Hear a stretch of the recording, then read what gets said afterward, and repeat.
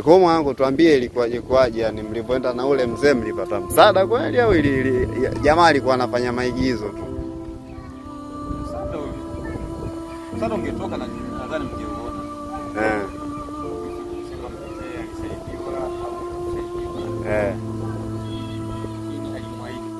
Alisema atamsaidia. Ujue mwangu ni kitambo sana. Kwa hadi leo hajamsaidia tu.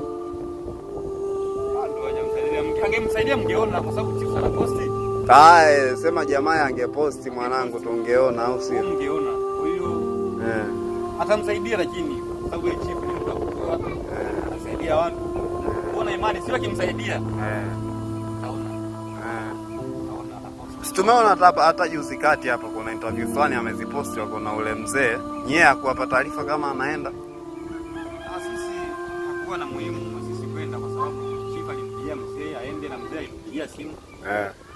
Alipigisha akasema bana chifu akasema niende lakini akasema niende mwenyewe. Na maongezi tunaenda kuongea tuweke sawa.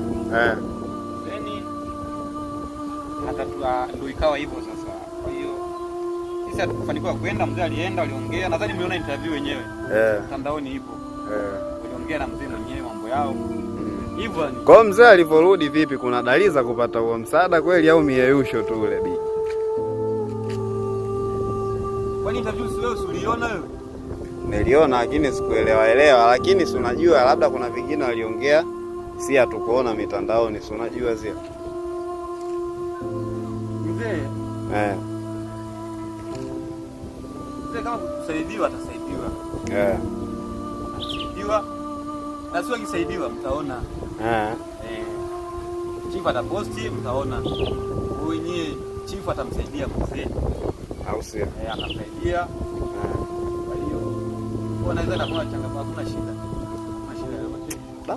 Sema ujue Tanzania wengi tulikuwa tunajua ile baada ya kutoka kule mtakuwa mmejipata nini, jamaa hapa madola nini, sasa hivi at least mtakuwa mna maisha fulani hivi.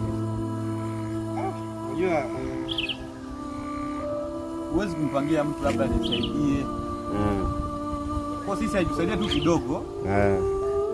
Farudi kama hivyo. Sio eti kufanikiwa eti atusaidie hivyo, lakini haitusaidia kidogo. Nenda kwa kitu. Kwa hiyo na ule mshikaji wako mwingine uko wapi yule? Yule mshikaji? Huko yeye anapambana. Naye ana harakati zake au sio? Sisi tukutana siku ya kufanya hivyo. Siku ya kupigia simu.